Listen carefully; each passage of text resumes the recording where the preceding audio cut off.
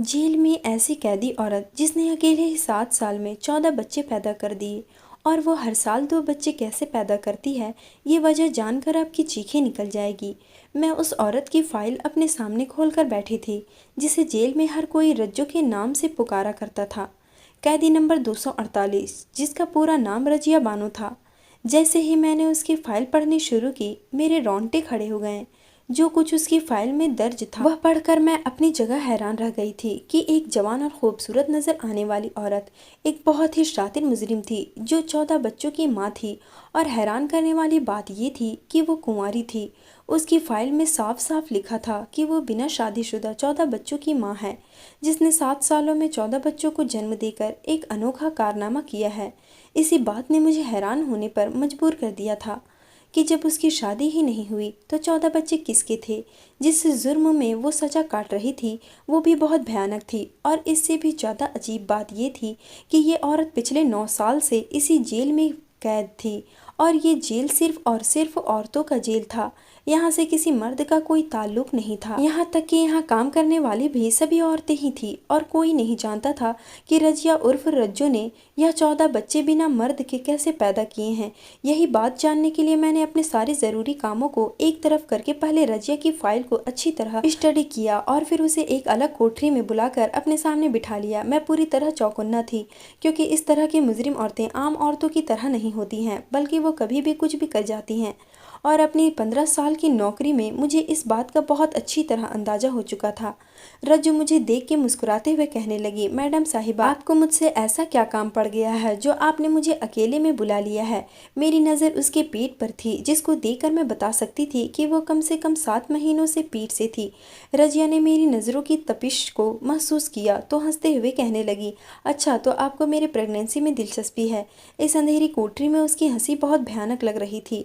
मैंने सख्ती से कहा कि मुझे ज़्यादा कुछ नहीं जानना, सिवाय इसके कि जब तुम शादीशुदा नहीं हो तो फिर तुमने 14 बच्चे कैसे पैदा कर लिए हैं, और वो भी इस काल कोठरी में रहते हुए जहाँ किसी मर्द का तो दूर हवा का भी गुजरना मुमकिन नहीं। और अब जो बच्चा तुम्हारे पेट में है उसका बाप कौन है। मेरे सवालों का जवाब देने के बजाय रजिया एक दफ़ा फिर खुलकर हंसी। ऐसा लग रहा था जैसे कि उस पर हंसी का दौरा पड़ गया हो। कांस्टेबल ने मेरे अकेले यहाँ आने से पहले ही मुझे चेतावनी दिया था कि रज्जू एक अजीब किस्म की औरत है और जेल में हर कोई इससे दूर रहता है। यहाँ तक कि उसे काल कोठरी में भी इसलिए रखा जाता है कि वो किसी को नुकसान न पहुँचा दे। पुरानी जेलर का भी उसने बुरी तरह सर फाड़ दिया था और उसके सिर पर 10 टाँके लगे थे। और जैसा जुल्म करके वो यहाँ तक पहुँची थी वो किसी भी हद तक जा सकती थी। काफ़ी देर तक हंसते रहने के बाद जब उसकी हंसी रुकी और कोठरी में सन्नाटा छाया तो मैंने उससे कहा कि तुम्हारी हंसी के दौरे मुझे मेरे सवालों से नहीं रोक सकते। मुझे सीधी तरह मेरे सवालों का जवाब दो। आखिर तुम किस तरह प्रेग्नेंट हुई हो और तुम्हारे बच्चों का बाप कौन है। तुम किस तरह मर्दों से मिलती हो, आखिर मुझे भी तो कुछ पता चले। जब मेरी सख्ती में कोई कमी न हुई तो रजिया मेरे करीब आई और मेरे कान के करीब आहिस्ता से अपना मुंह रखते हुए धीमी आवाज़ में कहने लगी, सच सच बताऊं, यकीन करोगी, उस वक्त मुझे वाकई वो कोई पागल औरत मालूम हुई। एक पल के लिए तो मैं रीढ़ की हड्डी भी सनसना उठी थी, क्योंकि वो मेरे हद से ज़्यादा करीब थी और मुझसे कहीं ज़्यादा लंबी चौड़ी थी। और उसकी फाइल पर दर्ज उसके कारनामों ने मुझे पहले से ही बहुत ज़्यादा चौकन्ना किया हुआ था। मैंने अपने आप पर काबू पाते हुए सख्ती से कहा कि हाँ, मैं सिर्फ और सिर्फ सच ही सुनना चाहती हूँ, क्योंकि झूठ से मुझे नफरत है। और अगर वह मुझे सच बताएगी तो मैं उसकी जान बख्श दूंगी, वरना उसे मुझसे कोई नहीं बचा सकेगा। उसने मेरी आंखों में आंखें डाली और बहुत आहिस्ता से कहा कि मैं कुंवारी हूँ और मेरा किसी मर्द से कोई ताल्लुक नहीं है, यही सच है। रजिया की बात सुनकर मुझे बहुत गुस्सा आ गया, क्योंकि मेरे सामने वो प्रेग्नेंट खड़ी थी और मेरे मुंह पर सच के नाम पर झूठ कह रही थी। मैंने एक जोरदार तमाचा उसके मुंह पर लगाया और कहा, तो फिर ये बच्चा किसका है जो तुम्हारे पेट में है। बिना किसी ताल्लुक के तुम प्रेग्नेंट हो गई हो। थप्पड़ खाते ही वो दोबारा जोर जोर से हंसने की, और जब उसकी हंसी कुछ कम हुई तो कहने लगी, हाँ बिल्कुल इसी तरह जैसे पहले मैंने 14 बच्चे पैदा किए हैं, अब फिर मैं बच्चा पैदा करने जा रही हूँ, और वो भी बिना हमबिस्तरी के। ये कहते ही वह दोबारा हंसने लगी थी और मैं जानती थी कि ये औरत इतनी आसानी से कुछ भी बताने वाली नहीं है। मैं गुस्से में उसे कोठरी में छोड़कर बाहर निकल आई थी, जहाँ कांस्टेबल हीना मेरे इंतजार में खड़ी थी। वो मुझे देखते ही कहने लगी, मैडम साहिबा, मैंने तो पहले ही कहा था कि इसके मुंह न लगे। पता नहीं ये जादूगरनी है या फिर कोई बहुत ही मक्कार औरत। ये कैसे पेट हो जाती है, कोई नहीं जानता, जबकि ये तो अपनी कोठरी से बाहर भी बहुत कम निकलती है और इसे ज़्यादातर बंद ही रखा जाता है, क्योंकि कब इसको दौरा पड़ जाए किसी को खबर नहीं होती। मैंने तेज तेज कदम बढ़ाते हुए हीना से पूछा कि तुम यहाँ कितने साल से मौजूद हो। मेरी बात सुनकर उसने कुछ हिसाब लगाया और कहने लगी कि मैं 3 साल 4 महीने से यहीं मौजूद हूँ, और जब से मैंने रज्जो को इस तरह देखा है मेरे सामने, उसने 6 बच्चे पैदा किए हैं, लेकिन ना ही वो जेल से कभी बाहर गई है और ना ही उससे कोई मिलने के लिए आता है। फिर पता नहीं कैसे वो प्रेग्नेंट हो जाती है, कोई नहीं जानता। रजिया से होने वाली मुलाकात और हीना की बातों ने मुझे चिंता में डाल दिया। कुछ तो ऐसा था जो नजर नहीं आ रहा था। इस सब के पीछे कोई बड़ी हकीकत छुपी हुई थी, और जिसे जानने के लिए मुझे रजिया के अतीत तक पहुंचना था। एक औरत होकर जो जुर्म उसने किया था वो कोई आम लड़की नहीं कर सकती थी, इसलिए मैंने रजिया के अतीत जानने का फैसला किया था। लेकिन मुझे क्या खबर थी कि उसके अतीत से ऐसा भयानक सच मेरे सामने आने वाला है, और वो सच्चाई तक पहुंचकर मेरे अपने होश उड़ गए थे। मेरा नाम उर्मिला है और मैं एक जेलर थी, और रोज की तरह सुबह सुबह अपने राउंड पर थी। जो मुझे जेल में आए ज़्यादा दिन नहीं गुजरे थे, मेरी पोस्टिंग बस कुछ दिनों पहले हुई थी, इसलिए मैं अभी यहाँ बहुत कम लोगों को जानती थी। वरना मेरी आदत थी कि मैं एक एक कैदी पर नज़र रखती थी और जेल के सभी मामलों पर ध्यान देती थी। मेरी नौकरी ऐसी थी कि मैं बहुत ज़्यादा सख्त मिजाज हो गई थी। मेरे अंदर में नरमी बिल्कुल ख़त्म हो गई थी, क्योंकि जिन औरतों से मेरा पाला पड़ता था वो सब की सब मुजरिम थी और सज़ा काट रही होती थी। उनके अंदर माँ, बहन, बेटी जैसे जज्बात मैंने कभी नहीं देखी थी। कोई अपने बाप को मार कर यहाँ तक पहुँचती तो कोई अपनी औलाद को बेचकर, और इसलिए मेरा दिल भी उनको लेकर बहुत सख्त था। मैं अपनी नौकरी को लेकर बहुत ही ईमानदार और अपने कर्तव्य का पालन करने वाली थी, इसलिए अपने डिपार्टमेंट में मेरी बहुत इज्जत थी, और जहाँ कहीं कोई गड़बड़ होती मेरी पोस्टिंग वहाँ कर दी जाती। और इस बार भी पोस्टिंग होकर उस जेल में आई थी जहाँ खतरनाक मुजरिमों को सजा के तौर पर रखा जाता था। ये जेल बहुत ज़्यादा बड़ा था, और आज मैं पहली बार इस हिस्से में आई थी जहाँ उम्र कैद की मुजरिम औरतों को रखा गया था। इस हिस्से में ज़्यादातर बड़ी उम्र की औरतें मौजूद थी, जिनके चेहरे पर बेरहमी साफ साफ दिखाई दे रही थी। मैंने अभी तक इस जेल के मुजरिमों की फाइल चेक नहीं की थी, इसलिए मुझे किसी के जुर्म के बारे में कुछ ज़्यादा खबर भी नहीं थी। मैं सभी पर नज़र डाल रही थी कि तभी मेरी नज़र एक ऐसी मुजरिम औरत पर पड़ी जिसका पेट बहुत ज़्यादा बढ़ा हुआ था, और ये देखकर मैं हैरान रह गई। और मैंने अपने पीछे आने वाली कांस्टेबल से पूछा कि इस औरत को क्या हुआ है, तो उसने बताया कि ये पेट से है। इतना तो मैं भी जान गई थी कि वह प्रेग्नेंट है, लेकिन इस हालात में वो जेल के इस हिस्से में क्यों मौजूद थी, ये बात मेरे लिए हैरान करने वाली थी। वो कोई 35 साल की खूबसूरत और हसीन औरत थी, जिसके चेहरे पर जख्म के निशान बता रहे थे कि वो कोई बड़ा गुनाह करके यहाँ तक पहुँची है, जिसके निशान आज भी उसके चेहरे पर हैं। आमतौर पर मैं पहली ही नज़र में मुजरिमों को अच्छी तरह जान लिया करती थी, लेकिन कभी कभी कुछ चेहरे पहली नज़र में समझ नहीं आते थे, और उस औरत का चेहरा भी ऐसा ही था। मुझे लगा कि शायद वो कुछ दिनों पहले ही यहाँ आई है। यही सोचकर मैंने उससे पूछा कि तुम्हें यहाँ आए कितने दिन हो गए हैं, और कौन सा जुर्म करके तुम यहाँ पहुँची हो। कम से कम अपने पेट में पलने वाले बच्चे का ही ख्याल कर लेती। मेरी बात सुनकर वो ज़ोर से हंसी और कहने लगी कि मैं तो पिछले 6 साल से यहाँ मौजूद हूँ, अब तो मुझे अपना जुर्म भी याद नहीं रहा। उस औरत की बात सुनकर मैं दंग रह गई और कांस्टेबल से कहा कि क्या ये सच कह रही है? अगर यह 6 साल से यहाँ है तो फिर ये बच्चा किसका है, क्योंकि यह तो औरतों की जेल है और बिना मर्द के ये गर्भवती कैसे हो सकती है। मेरे सवाल के जवाब में कांस्टेबल ने कुछ भी ना कहा, और वो मेरे पीछे ऐसे चुप खड़ी रही जैसे उसे खुद भी इस बात की खबर ना हो। इससे पहले कि मैं उस औरत से कुछ और सवाल जवाब करती, मुझे बताया गया था कि मेरे दफ्तर में कोई मिलने आया है। ये सुनकर मैं फ़ौरन अपने दफ्तर में लौट आई। कुछ सरकारी लोग ज़रूरी काम से आए हुए थे, और मैं उनके साथ ऐसे व्यस्त हुई कि शाम के वक्त ही खाली हुई, और फिर मेरी ड्यूटी ख़त्म हो गई और मैं घर लौट आई। वो औरत और उसका गर्भ मेरे दिमाग से पूरी तरह निकल चुका था, क्योंकि मेरे ऊपर काम का बोझ बहुत ज़्यादा था। मेरा ट्रांसफ़र उस जेल में इसलिए किया गया था क्योंकि यहाँ का व्यवस्था अस्त व्यस्त हो चुका था। पुरानी जेलर ने कैदियों के साथ बहुत बुरा बर्ताव कर रखा हुआ था, और इसी वजह से आए दिन संस्था को बहुत ज़्यादा बदनामी का सामना करना पड़ रहा था। वो वाकई यहाँ आने के बाद मुझे एहसास हुआ कि यहाँ सब कुछ उल्टा पुल्टा हुआ था और कोई भी चीज़ अपनी जगह पर नहीं थी। यहाँ तक कि कैदियों को उचित खाना उन्हें नहीं मिल रहा था, और ना ही उनके घर वालों से उन्हें मिलवाने का कोई ख़ास इंतज़ाम निज़ाम था। कैदियों को इंसानों की तरह नहीं बल्कि भेड़ बकरियों की तरह रखा गया था। एक एक जेल में 12-12 औरतें बंद थी। मेरी पोस्टिंग को 15 दिन हो गए थे और ये 15 दिन मैंने इस तरह गुजारी थी कि मुझे सिर खुजाने की भी फुर्सत नहीं मिलती थी। और आज भी मैं इतना थक गई थी कि मेरे दिमाग से निकल ही गया था कि आज मेरे इकलौते बेटे की जन्मदिन है। मैं घर लौटी तो मेरा बेटा मेरे इंतजार में बैठा था। उसके चेहरे पर नाराजगी के भाव मौजूद थे, इसलिए मैंने उसे प्यार से गोद में उठाया और सॉरी कही कि इतनी लेट हो गई हो। मेरी सास और बेटा अच्छी तरह मेरी नौकरी को जानती थी, इसलिए कोई भी ज़्यादा देर मुझसे नाराज़ नहीं रहता था। मेरा बेटा भी जल्दी मान गया और हमने बहुत अच्छी तरह उसकी जन्मदिन मनाई। मेरा बेटा मोहित मेरा इकलौता बेटा था जो बहुत ही मन्नतों और प्रार्थनाओं के बाद पैदा हुआ था, इसलिए उसमें मेरी जान बसती थी। मैं अपनी नौकरी में कितनी भी बिजी क्यों ना हूँ, मोहित के लिए हमेशा वक्त निकाल लिया करती थी। आज भी बहुत ज़्यादा थके हुए होने के बावजूद मैंने बहुत शानदार तरीके से जन्मदिन मनाई थी। रात को थकी हारी जब मैं सोने के लिए लेटी तो अचानक ही मेरे दिमाग में उस औरत का चेहरा चला आया जिससे मैं सुबह सुबह मिलकर आई थी। मैं उसी को सोच रही थी कि मेरे पति कहने लगे कि क्या बात है, रात के इस समय भी आपके पास हमारे लिए वक्त नहीं है। उनकी बात पर मैं मुस्कुरा उठी। ये सच था कि मैं उन्हें बहुत कम वक्त देती थी और वो बहुत अच्छी तरह मेरे काम की जिम्मेदारी को समझते थे। ये बात कहने लगे कि इतने सालों में हम सिर्फ एक बेटे के माँ बाप हैं, मुझे लगता है कि हमारे और भी बच्चे होने चाहिए। उनकी बात सुनकर मैं चौंक गई थी। मैं अच्छी तरह जानती थी कि वो क्या कहना चाह रहे हैं, लेकिन उस वक्त मेरे दिमाग में कैदी नंबर 248 रजिया बानो चल रही थी। इसलिए मैंने तुरंत ही उनसे पूछा कि क्या कोई औरत बिना मर्द के भी गर्भवती हो सकती है।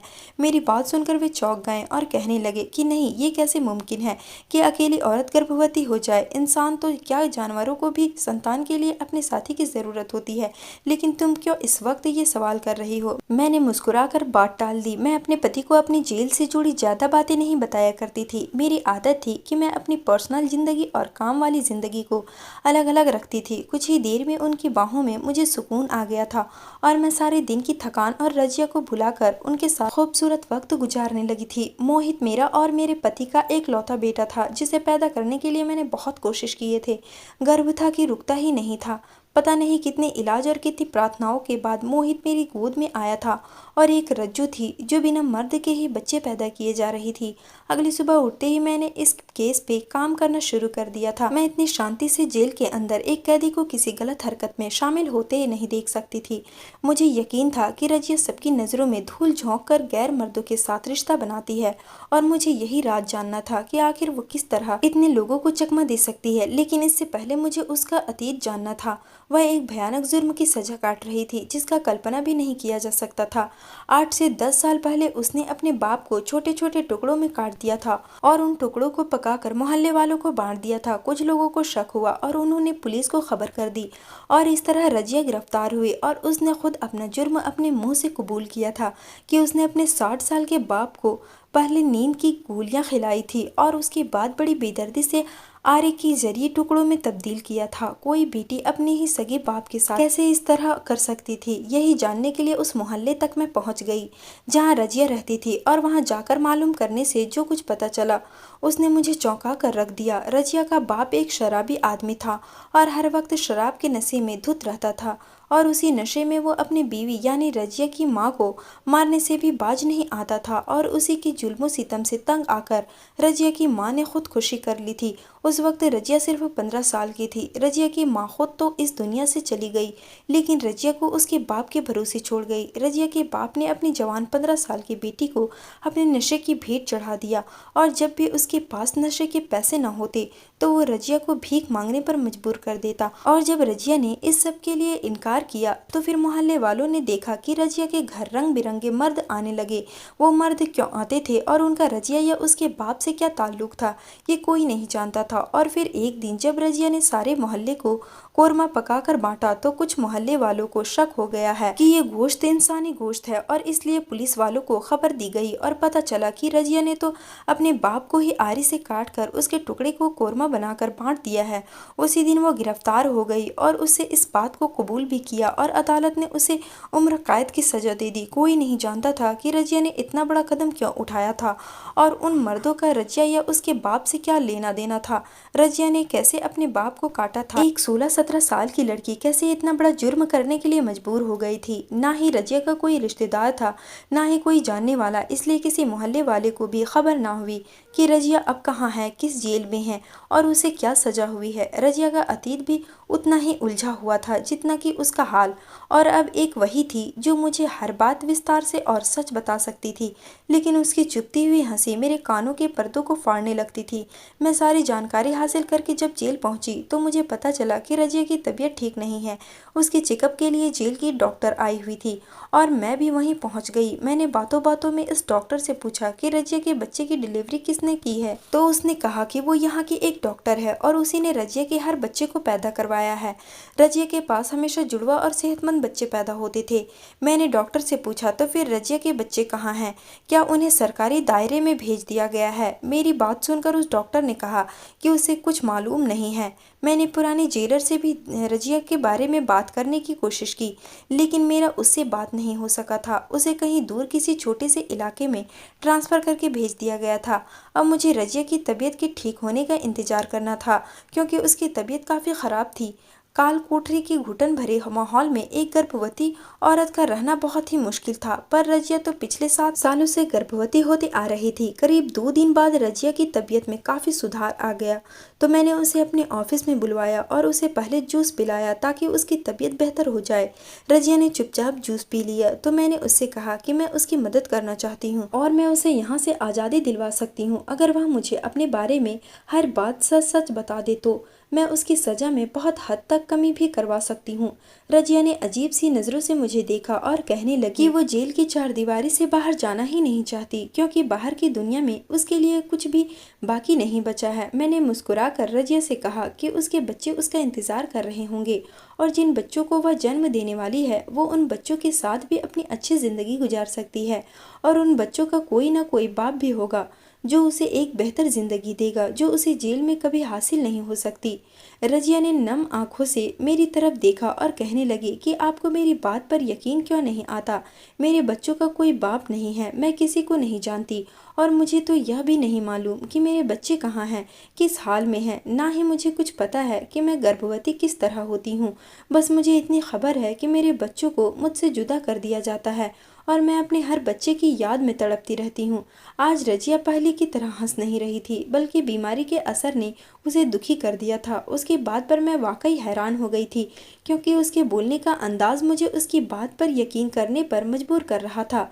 मैंने जब उससे दोबारा पूछा कि क्या तुम सच नहीं जानती हो कि तुम गर्भवती कैसे होती हो, तो उसने इनकार में सर हिला दिया। उसकी आंखों से आंसू गिर रहे थे और वो अपनी आपबीती की दास्तां मुझे सुना रही थी, जिसे सुनकर मेरे भी आंसू बहने लगे थे। मैं लाख सख्त मिजाज थी, लेकिन एक इंसान थी और उसकी दास्तां ने मेरे रोंगटे खड़े कर दिए थे। रजिया ने मुझे बताया कि उसके बाप ने अपने नशे की लत को पूरा करने के लिए उससे धंधा करवाना शुरू कर दिया था और वो अपने घर की चारदीवारी में हर रोज तबाह होने लगी थी, और जब जुल्म हद से बढ़ा तो उसने तंग आकर अपने बाप को बुरी तरह कत्ल कर दिया। उसने अपने इस गुनाह पर कोई पछतावा नहीं था, क्योंकि उसने अपने बाप के जिस्म के जितने टुकड़े किए थे उससे कहीं ज़्यादा जख्म उसके बाप की वजह से उसे मिले थे। वो सजा काटने के लिए जेल चली गई, लेकिन यहाँ आने के 6 महीने बाद उसे पता चला कि वो तो गर्भवती है। वो अच्छी तरह जानती थी कि यह गर्भ उसे जेल में आने के बाद ही ठहरा है, और ये बच्चा किसका था, उसके कोख में कब आया, उसे मालूम नहीं था। और फिर उसने 14 बच्चों को इसी तरह जन्म दिया और एक बार फिर अब वो पेट से थी। उसकी कहानी सुनकर मुझे इतना तो समझ आ गया था कि वो एक बेकसूर लड़की है, लेकिन फिर कसूर किसका था? और यही बात जानने के लिए जब मैंने जेल में जांच पड़ताल करनी शुरू की और अपने ही साथ के कर्मचारियों से जांच पड़ताल की, तो एक ऐसा भयानक सच मेरे सामने आया कि मेरी जान निकल गई। मुझसे पहले जो जेलर यहाँ मौजूद थी वो यहाँ के डॉक्टर के साथ मिली हुई थी, और हर महीने कैदियों का जो चेकअप होता था उसी दौरान उसने रज्जों के अंदर किसी मर्द के सीमेंट डाले थे और उससे बच्चा पैदा करवाकर उन्हें बेच दिया जाता था। वो जेलर इसी तरह की घिनौनी हरकतों में शामिल थी और अच्छी तरह जानती थी कि कौन कौन से कैदियों से मुलाकात के लिए उनके घरवाले नहीं आते थे और उन्हीं कैदी औरतों को अपने मकसद के लिए इस्तेमाल करती और गलत काम करके पैसा बनाती थी। वो वाकई उत्पीड़न का शिकार थी और उसने किसी मर्द के साथ कुछ नहीं किया था। वो खुद भी नहीं जानती थी कि वो कैसे इतने बच्चों की माँ बन गई। मैंने उस जेलर के खिलाफ कंप्लेन फॉरवर्ड कर दी थी और रज्जू की सज़ा को भी कम करवा दिया था। अब कुछ दिन बाकी हैं और फिर उसके बाद वो आज़ाद हो जाएगी। मैंने उसे यकीन दिलाया है कि मैं उसे अपने घर रख लूँगी और उसे एक अच्छी ज़िंदगी दूँगी। वो मेरे घर रहकर मेरे लिए इज्जत के साथ काम कर सकती है। यह सुनकर वो बहुत खुश हुई थी और अब जो बच्चे पैदा होने वाले थे उस पर भी रज्जो का ही हक था। मैं अब उसको उन बच्चों से जुदा नहीं कर सकती थी। क्या आप लोगों को लगता है कि मुझसे पहले वाली जेलर को उसकी इस जुर्म पर कोई सज़ा होगी या फिर वो अपनी वर्दी की वजह से कानून की गिरफ्त से बच जाएगी? क्या आप लोगों को जेल की ज़िंदगी के भयानक सजाओं के बारे में कुछ पता है? कमेंट सेक्शन में बताइएगा। धन्यवाद दोस्तों।